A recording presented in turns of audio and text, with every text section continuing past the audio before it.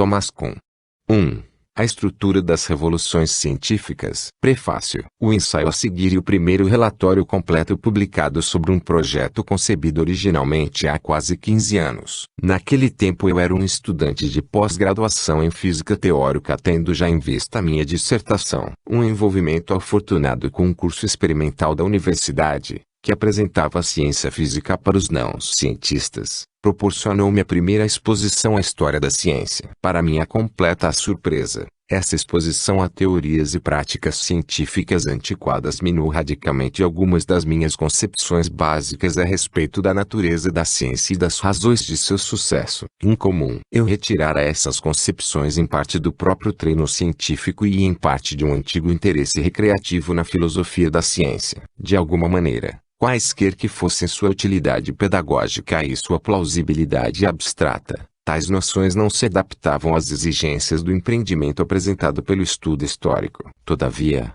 essas noções foram e são fundamentais para muitas discussões científicas. Em vista disso, parecia valer a pena perseguir detalhadamente suas carências de verossimilhança. O resultado foi uma mudança drástica nos meus planos profissionais, uma mudança da física para a história da ciência e a partir daí, gradualmente, de problemas históricos relativamente simples às preocupações mais filosóficas que inicialmente me haviam levado à história. Com exceção de alguns artigos, este ensaio é a primeira de minhas publicações na qual essas preocupações iniciais são dominantes. Em parte este ensaio é uma tentativa de explicar a mim mesmo e amigos como me aconteceu ter sido lançado da ciência para sua história. Minha primeira oportunidade de aprofundar algumas das ideias expostas a seguir foi-me proporcionada por 3 anos como Junior Fellow da Society of Fellows da Universidade de Harvard. Sem esse período de liberdade, a transição para um novo campo de estudos teria sido bem mais difícil e poderia não se ter realizado. Parte do meu tempo durante esses anos foi devotada à história da ciência propriamente dita. Continuei a estudar especialmente os escritos de Alexandre Koyré e encontrei pela primeira vez os de Emile Meresson,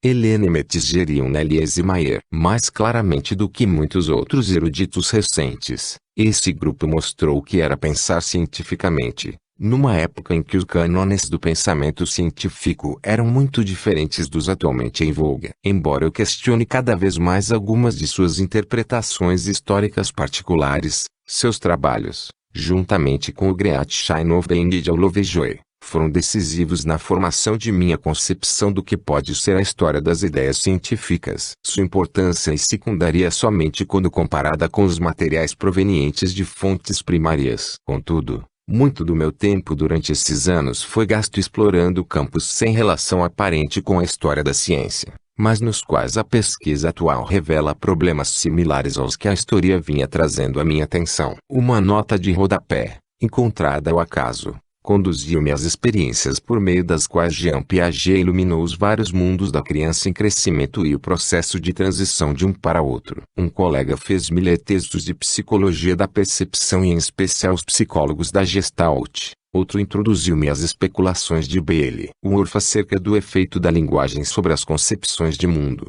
W. Kenny Frankel o acesso aos quebra-cabeças filosóficos da distinção analítico-sintética. Este e o tipo de exploração é o acaso que a Society of Fellows permite. Apenas através dela eu poderia ter encontrado a monografia quase desconhecida de Ludwig Fleck, Entstehung und Entwicklung einer wissenschaftlichen Tatsache, Basileia, 1935. Um ensaio que antecipa muitas de minhas próprias ideias. O trabalho de Fleck, juntamente com uma observação de outro Junior Fellow, Francis X. Sutton, fez-me compreender que essas ideias podiam necessitar de uma colocação no âmbito da sociologia da comunidade científica. Embora os leitores encontrem poucas referências a qualquer desses trabalhos ou conversas, devo a eles mais do que me seria possível reconstruir ou avaliar neste momento. Durante meu último ano como Junior Fellow, um convite para fazer conferências para o Loyola Institute de Boston proporcionou-me a primeira oportunidade para testar minha concepção de ciência,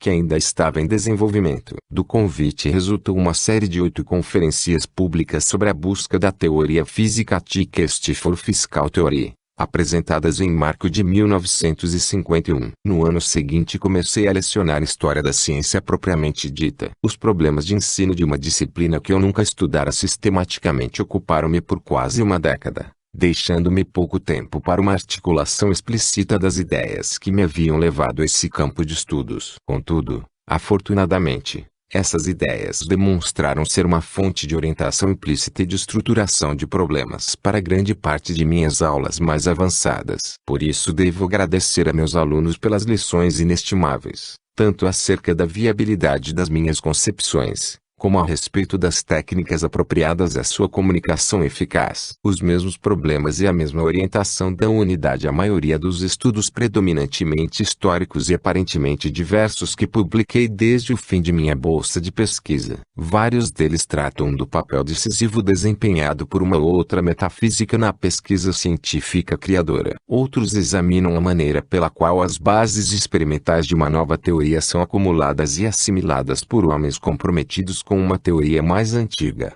incompatível com aquela. Ao fazer isso, esses estudos descrevem o tipo de desenvolvimento que adiante chamarei de emergência de uma teoria ou descoberta nova. Além disso, são apresentados outros vínculos do mesmo tipo. O estágio final do desenvolvimento deste ensaio começou com um convite para passar o ano de 1958-1959 no Center for Advanced Studies in Behavioral Sciences. Mais uma vez tive a oportunidade de dirigir toda a minha atenção aos problemas discutidos adiante. Ainda mais importante foi passar o ano numa comunidade composta predominantemente de cientistas sociais. Esse contato confrontou-me com problemas que não antecipara, relativos às diferenças entre essas comunidades e as dos cientistas ligados às ciências naturais, entre os quais eu fora treinado. Fiquei especialmente impressionado com o número e a extensão dos desacordos expressos existentes entre os cientistas sociais no que diz respeito à natureza dos métodos e problemas científicos legítimos. Tanto a história como meus conhecimentos fizeram-me duvidar de que os praticantes das ciências naturais possuam respostas mais firmes ou mais permanentes para tais questões do que seus colegas das ciências sociais. E contudo,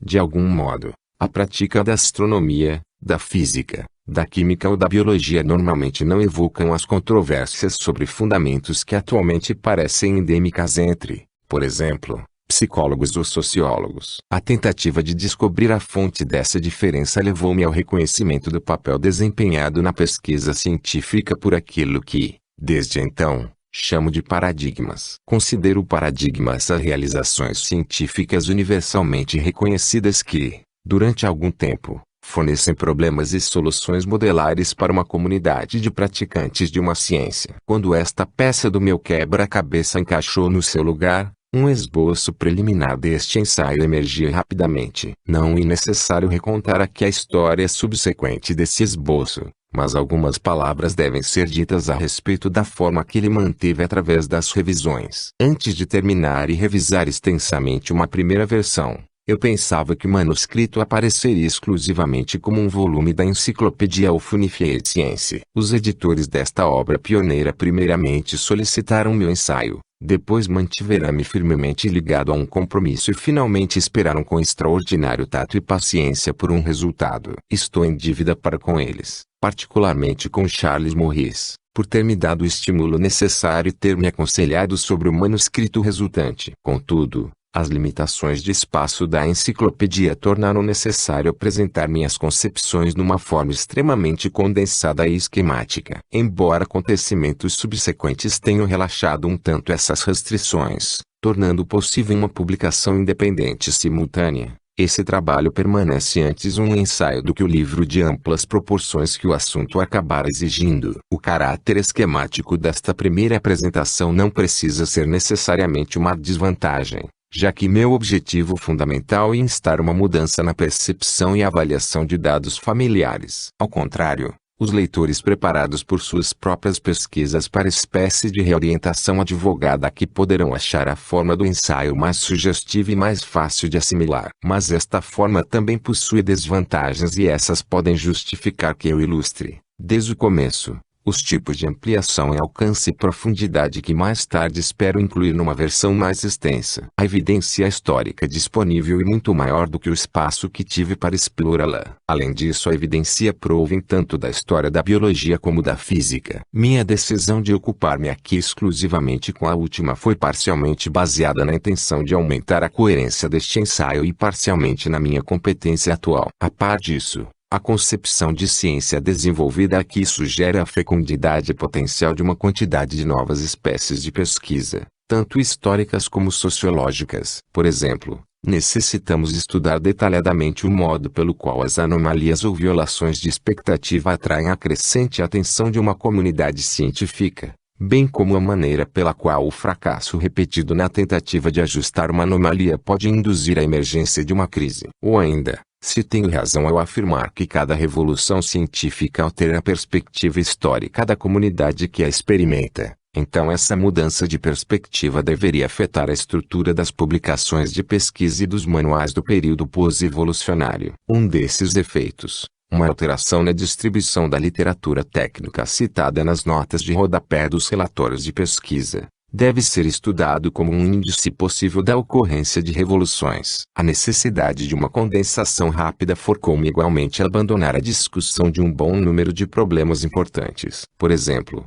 minha distinção entre os períodos pré- e pós-paradigmáticos no desenvolvimento da ciência é demasiado esquemática. Cada uma das escolas, cuja competição caracteriza o primeiro desses períodos, e guiada por algo muito semelhante a um paradigma, existem circunstâncias, embora eu pense que são raras, nas quais dois paradigmas podem coexistir pacificamente nos períodos pós-paradigmáticos. A simples posse de um paradigma não é um critério suficiente para a transição de desenvolvimento discutida no capítulo 1. Mais importante ainda, com exceção de breves notas laterais, eu nada disse a respeito do papel do avanço tecnológico ou das condições sociais, econômicas e intelectuais externas no desenvolvimento das ciências. Contudo, não é preciso ir além de Copérnico e do calendário para descobrir que as condições externas podem dar a transformar uma simples anomalia numa fonte de crise aguda. O mesmo exemplo ilustraria a maneira maior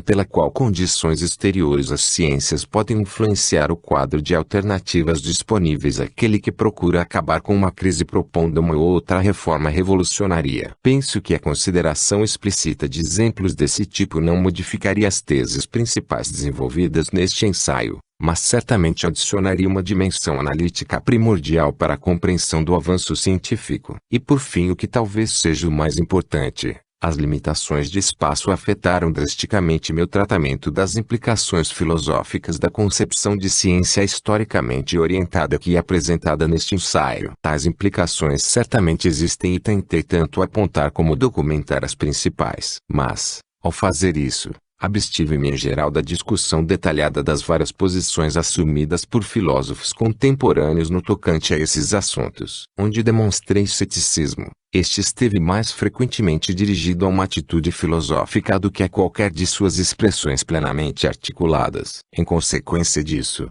alguns dos que conhecem e trabalham a partir de alguma dessas posições articuladas poderão achar que não compreendi suas posições. Penso que estarão errados. Mas este ensaio não foi projetado para convencê-los. Uma tentativa dessa ordem teria exigido um livro bem mais extenso e de tipo muito diferente. Os fragmentos autobiográficos que abrem este prefácio servem para dar testemunho daquilo que reconheço como minha dívida principal, tanto para com os trabalhos especializados, como para com as instituições que me ajudaram a dar forma ao meu pensamento. Nas páginas seguintes procurarei desembaraçar-me do restante dessa dívida através de citações. Contudo, nada do que foi dito acima ou abaixo fará mais do que sugerir o número e a natureza de minhas obrigações pessoais para com muitos indivíduos cujas sugestões ou críticas sustentaram e dirigiram meu desenvolvimento intelectual, numa época ou noutra. Muito tempo passou desde que as ideias deste ensaio começaram a tomar forma. Uma lista de todos que podem,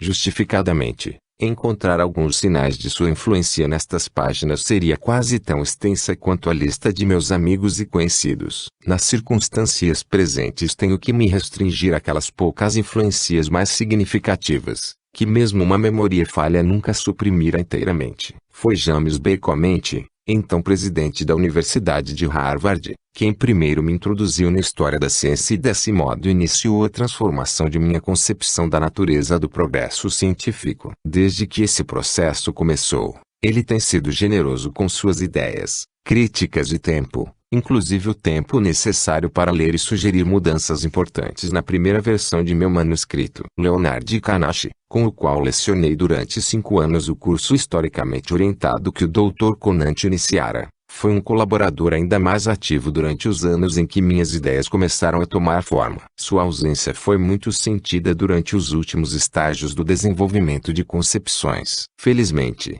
contudo, depois de minha partida de Cambridge, seu lugar como caixa de ressonância criadora foi assumido por Stanley Cavell, meu colega em Berkeley. Para mim foi uma fonte de constante estímulo e encorajamento o fato de Cavell, um filósofo preocupado principalmente com a ética e a estética, ter chegado a conclusões tão absolutamente congruentes com as minhas. Além disso, foi a única pessoa com 16 a qual fui capaz de explorar minhas ideias através de sentenças incompletas. Esse modo de comunicação atesta uma compreensão que o capacitou a indicar-me como ultrapassar ou contornar vários obstáculos importantes que encontrei durante a preparação de meu primeiro manuscrito. Depois que esta versão foi esboçada, muitos outros amigos auxiliaram na sua reformulação. Penso que me perdoarão se nomear apenas 4. Cujas contribuições demonstraram ser as mais decisivas e de mais longo alcance: Paul Ferreira Bend de Berkeley, Ernest Nagel de Columbia, H. Pierre Noyes do Lawrence Radiation Laboratory e meu aluno,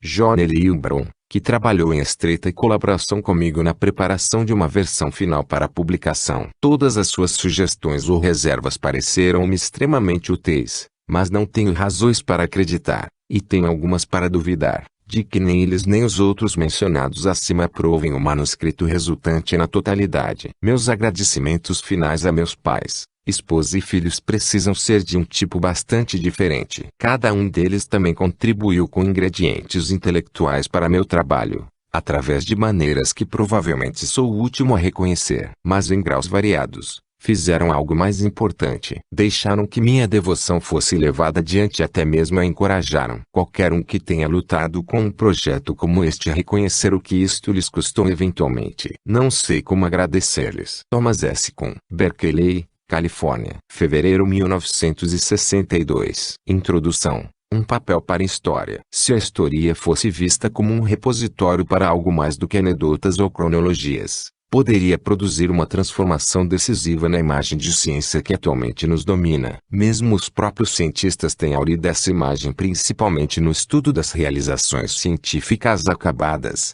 tal como estão registradas nos clássicos e, mais recentemente, nos manuais que cada nova geração utiliza para aprender seu ofício. Contudo, o objetivo de tais livros é inevitavelmente persuasivo e pedagógico. Um conceito de ciência deles exaurido terá tantas probabilidades de assemelhar-se ao empreendimento que os produziu como a imagem de uma cultura nacional obtida através de um folheto turístico ou um manual de línguas. Este ensaio tenta mostrar que esses livros nos têm enganado em aspectos fundamentais. Seu objetivo é esboçar um conceito de ciência bastante diverso que pode emergir dos registros históricos da própria atividade de pesquisa. Contudo, mesmo se partirmos da história, esse novo conceito não surgirá se continuarmos a procurar e perscrutar os dados históricos, sobretudo para responder a questões postas pelo estereotipo histórico extraído dos textos científicos. Por exemplo, esses textos frequentemente parecem implicar que o conteúdo da ciência é exemplificado de maneira impar pelas observações, leis e teorias descritas em suas páginas, com quase igual regularidade. Os mesmos livros têm sido interpretados como se afirmassem que os métodos científicos são simplesmente aqueles ilustrados pelas técnicas de manipulação empregadas na coleta de dados de manuais, juntamente com as operações lógicas utilizadas ao relacionar esses dados às generalizações teóricas desses manuais. O resultado tem sido um conceito de ciência com implicações profundas no que diz respeito à sua natureza e desenvolvimento. Se a ciência é a reunião de fatos, teorias e métodos reunidos nos textos atuais, então os cientistas são homens que, com ou sem sucesso, empenharam-se em contribuir com um ou outro elemento para essa constelação específica. O desenvolvimento torna-se o processo gradativo através do qual esses itens foram adicionados, isoladamente ou em combinação, ao estoque sempre crescente que constitui o conhecimento e a técnica científicos. E a história da ciência torna-se a disciplina que registra tanto esses aumentos sucessivos como os obstáculos que inibiram sua acumulação. Preocupado com o desenvolvimento científico, O historiador parece então ter duas tarefas principais. De um lado, deve determinar quando e por quem cada fato, teoria ou lei científica contemporânea foi descoberta ou inventada. De outro lado, deve descrever e explicar os amontoados de erros, mitos e superstições que inibiram a acumulação mais rápida dos elementos constituintes do moderno texto científico. Muita pesquisa foi dirigida para esses fins e alguma ainda é. Contudo, nos últimos anos, alguns historiadores estão encontrando mais e mais dificuldades para preencher as funções que lhes são prescritas pelo conceito de desenvolvimento por acumulação. Como cronistas de um processo de aumento, descobrem que a pesquisa adicional torna mais difícil, e não mais fácil, responder a perguntas como: quando foi descoberto o oxigênio? Quem foi o primeiro a conceber a conservação da energia? Cada vez mais, alguns deles suspeitam de que esses simplesmente não são os tipos de questões a serem levantadas. Talvez a ciência não se desenvolva pela acumulação de descobertas e invenções individuais. Simultaneamente, esses mesmos historiadores confrontam-se com dificuldades crescentes para distinguir o componente científico das observações e crenças passadas daquilo que seus predecessores rotularam prontamente de erro e superstição. Quanto mais cuidadosamente estudam, digamos, a dinâmica aristotélica, a química logística ou a termodinâmica calórica, tanto mais certos tornam-se de que, como um todo, as concepções de natureza outrora correntes não eram nem menos científicas, nem menos o produto da idiosincrasia do que as atualmente em voga. Se essas crenças obsoletas devem ser chamadas de mitos, então os mitos podem ser produzidos pelos mesmos tipos de métodos e mantidos pelas mesmas razões que hoje conduzem ao conhecimento científico. Se, por outro lado, elas devem ser chamadas de ciências, então a ciência inclui conjuntos de crenças totalmente incompatíveis com as que hoje mantemos. Dadas essas alternativas, o historiador deve escolher a última. Teorias obsoletas não são as científicas em princípio, simplesmente porque foram descartadas. Contudo, essa escolha torna difícil conceber o desenvolvimento científico como um processo de acréscimo. A mesma pesquisa histórica, que mostra as dificuldades para isolar invenções e descobertas individuais, dá margem a profundas dúvidas a respeito do processo cumulativo que se empregou para pensar como teriam se formado essas contribuições individuais à ciência. O resultado de todas essas dúvidas e dificuldades foi uma revolução historiográfica no estudo da ciência, embora essa revolução ainda esteja em seus primeiros estágios. Os historiadores da ciência, gradualmente e muitas vezes sem se aperceberem completamente de que o estavam fazendo, começaram a se colocar novas espécies de questões e a traçar linhas diferentes, frequentemente não cumulativas, de desenvolvimento para as ciências. Em vez de procurar as contribuições permanentes de uma ciência mais antiga para nossa perspectiva privilegiada, eles procuram apresentar a integridade histórica daquela ciência, a partir de sua própria época. Por exemplo, perguntam não pela relação entre as concepções de Galileu e as da ciência moderna, mas antes pela relação entre as concepções de Galileu e aquelas partilhadas por seu grupo, isto é, seus professores, contemporâneos e sucessores imediatos nas ciências. Além disso, insistem em estudar as opiniões desse grupo e de outros similares a partir da perspectiva, usualmente muito diversa daquela da ciência moderna, que dá a essas opiniões o máximo de coerência interna e a maior adequação possível à natureza. Vista através das obras que daí resultaram, cujo melhor exemplo talvez sejam os escritos de Alexandre Koyré, a ciência não parece em absoluto ser o mesmo empreendimento que foi discutido pelos escritores da tradição historiográfica mais antiga. Pelo menos implicitamente, esses estudos históricos sugerem a possibilidade de uma nova imagem da ciência. Este ensaio visa delinear essa imagem ao tornar explícitas algumas das implicações da nova historiografia. Que aspectos da ciência revelar-se-ão como proeminentes no desenrolar desse esforço? Em primeiro lugar, ao menos na ordem de apresentação, esta insuficiência das diretrizes metodológicas para ditarem, por si só, uma única conclusão substantiva para várias espécies de questões científicas. Aquele que, tendo sido instruído para examinar fenômenos elétricos ou químicos, desconhece essas áreas, mas sabe como proceder cientificamente, pode atingir de modo legítimo qualquer uma dentre muitas conclusões incompatíveis. Entre essas possibilidades legítimas, As conclusões particulares a que ele chegar serão provavelmente determinadas por sua experiência prévia em outras áreas, por acidentes de sua investigação e por sua própria formação individual. Por exemplo,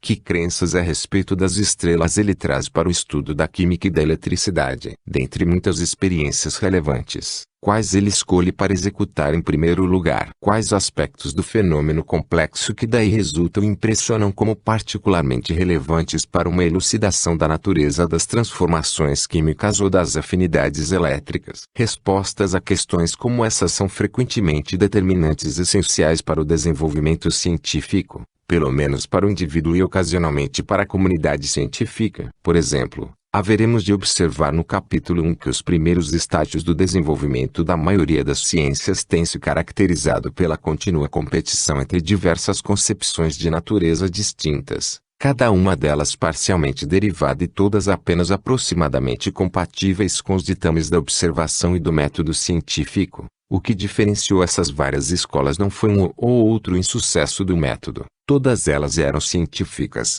mas aquilo que chamaremos a incomensurabilidade de suas maneiras de ver o mundo e nele praticar a ciência. A observação e a experiência podem e devem restringir drasticamente a extensão das crenças admissíveis, porque de outro modo não haveria ciência. Mas não podem, por si só, determinar um conjunto específico de semelhantes crenças, um elemento aparentemente arbitrário, composto de acidentes pessoais e históricos, e sempre um ingrediente formador das crenças esposadas por uma comunidade científica específica numa determinada época. Contudo, esse elemento de arbitrariedade não indica que algum grupo possa praticar seu ofício sem um conjunto dado de crenças recebidas, e nem torna menos cheia de consequências a constelação particular com a qual o grupo está realmente comprometido num dado momento. A pesquisa eficaz raramente começa antes que uma comunidade científica pense ter adquirido respostas seguras para perguntas como: quais são as entidades fundamentais que compõem o universo? Como interagem essas entidades umas com as outras e com os sentidos?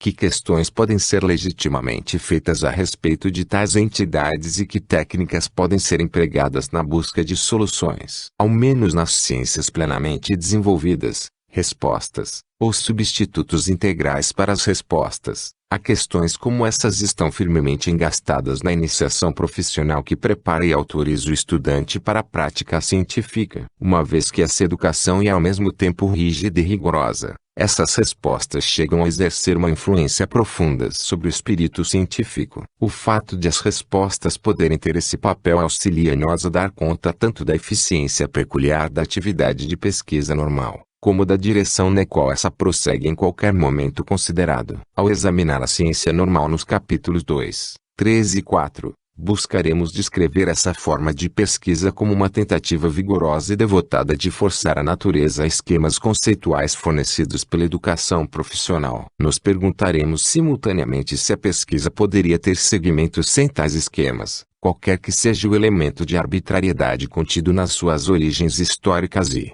ocasionalmente, no seu desenvolvimento posterior. No entanto, este elemento de arbitrariedade está presente e tem também um efeito importante no desenvolvimento científico. Esse efeito será examinado detalhadamente nos capítulos 5, 6 e 7. A ciência normal, atividade na qual a maioria dos cientistas emprega inevitavelmente quase todo o seu tempo, e baseada no pressuposto de que a comunidade científica sabe como é o mundo. Grande parte do sucesso do empreendimento deriva da disposição da comunidade para defender esse pressuposto, com custos consideráveis, se necessário. Por exemplo, a ciência normal frequentemente suprime novidades fundamentais, porque estas subvertem necessariamente seus compromissos básicos. Não obstante, na medida em que esses compromissos retêm um elemento de arbitrariedade, a própria natureza da pesquisa normal assegura que a novidade não será suprimida por muito tempo. Algumas vezes um problema comum, que deveria ser resolvido por meio de regras e procedimentos conhecidos,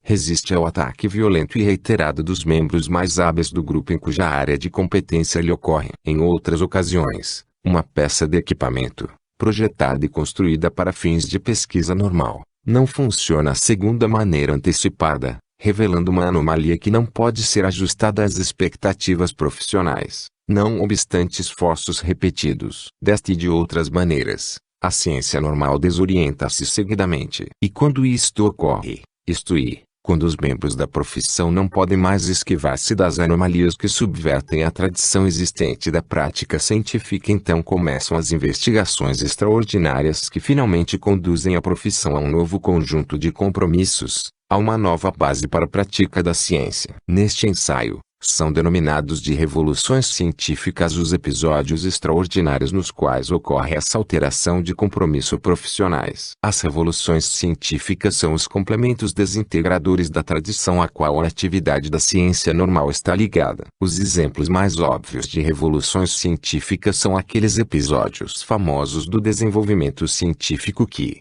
no passado, foram frequentemente rotulados de revoluções. Por isso, nos capítulos 8 e 9, onde pela primeira vez a natureza das revoluções científicas é diretamente examinada, nos ocuparemos repetidamente com os momentos decisivos essenciais do desenvolvimento científico associado aos nomes de Copérnico, Newton, Lavoisier e Einstein, mais claramente que muitos outros. Esses episódios exibem aquilo que constitui todas as revoluções científicas, pelo menos no que concerne à história das ciências físicas. Cada um deles forçou a comunidade a rejeitar a teoria científica anteriormente aceita em favor de uma outra incompatível com aquela. Como consequência, cada um desses episódios produziu uma alteração nos problemas à disposição do escrutínio científico e nos padrões pelos quais a profissão determinava que deveria ser considerado como um problema ou como uma solução de problema legítimo. Precisaremos descrever as maneiras pelas quais cada um desses episódios transformou a imaginação científica, apresentando-os como uma transformação do mundo no interior do qual era realizado o trabalho científico. Tais mudanças,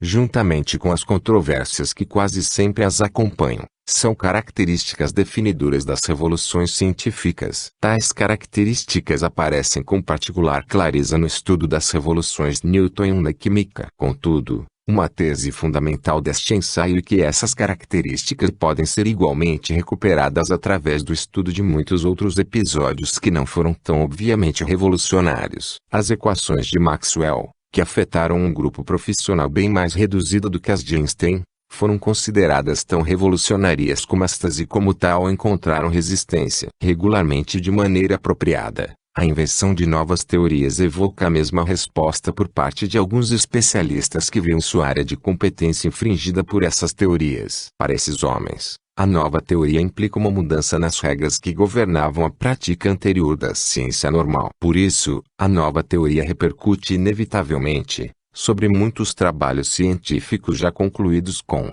sucesso. E por isso que uma nova teoria, por mais particular que seja seu âmbito de aplicação, nunca ou quase nunca é um mero incremento ao que já é conhecido. Sua assimilação requer a reconstrução da teoria precedente e a reavaliação dos fatos anteriores. Esse processo intrinsecamente revolucionário raramente completado por um único homem e nunca de um dia para o outro. Não é de admirar que os historiadores tenham encontrado dificuldades para datar com precisão este processo prolongado, ao qual, impelidos por seu vocabulário, veio como um evento isolado. Invenções de novas teorias não são os únicos acontecimentos científicos que têm um impacto revolucionário sobre os especialistas do setor em que ocorrem. Os compromissos que governam a ciência normal especificam não apenas as espécies de entidades que o universo contém, mas também, implicitamente, aquelas que não contêm. Embora este ponto exija uma discussão prolongada, segue-se que uma descoberta como a do oxigênio ou do raio-x não adiciona apenas mais um item à população do mundo do cientista. Esse é o efeito final da descoberta,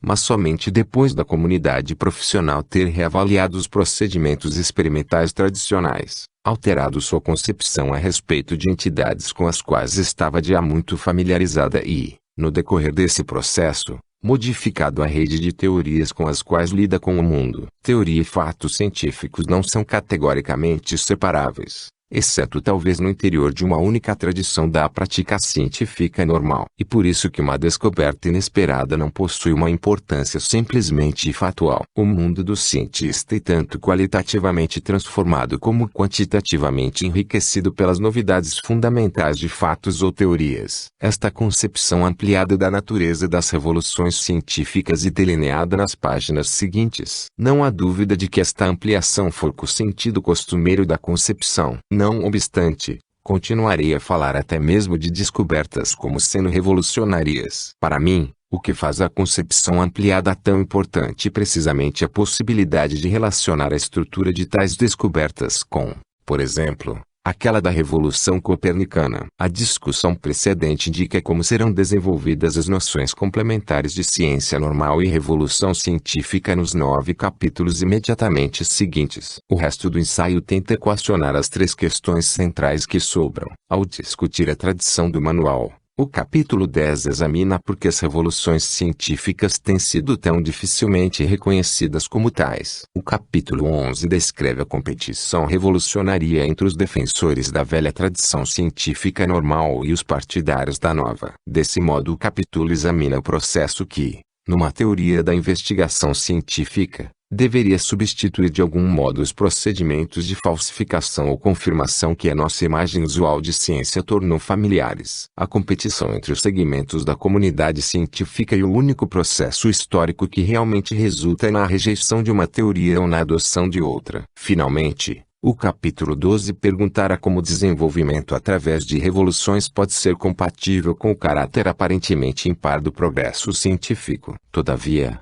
este ensaio não fornecerá mais do que os contornos principais de uma resposta a essa questão. Tal resposta depende das características da comunidade científica, assunto que requer muita exploração e estudo adicionais. Sem dúvida, alguns leitores já se terão perguntado se um estudo histórico poderá produzir o tipo de transformação conceitual visado aqui. Um arsenal inteiro de dicotomias está disponível, sugerindo que isso não pode ser adequadamente realizado dessa maneira. Dizemos muito frequentemente que a história é uma disciplina puramente descritiva. Contudo, as teses sugeridas acima são frequentemente interpretativas e, algumas vezes, normativas. Além disso, muitas de minhas generalizações dizem respeito à sociologia ou à psicologia social dos cientistas. Ainda assim, pelo menos algumas das minhas conclusões pertencem tradicionalmente à lógica ou à epistemologia. Pode a ti mesmo parecer que, no parágrafo anterior, eu tenha violado a muito influente distinção contemporânea entre o contexto da descoberta e o contexto da justificação. Pode algo mais do que profunda confusão estar indicado nesta mescla de diversas áreas e interesses. Tendo-me formado intelectualmente a partir dessas e de outras distinções semelhantes,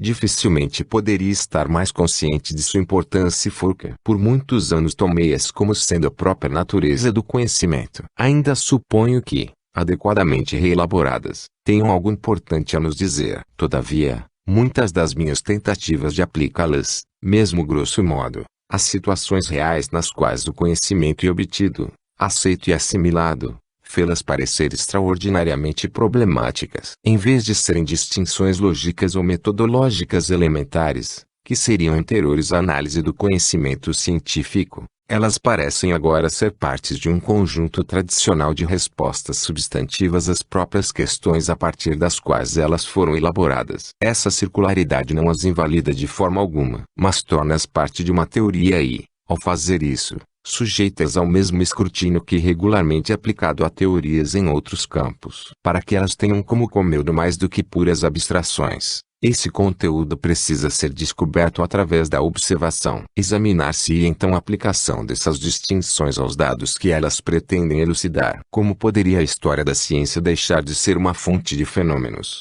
aos quais podemos exigir a aplicação das teorias sobre o conhecimento?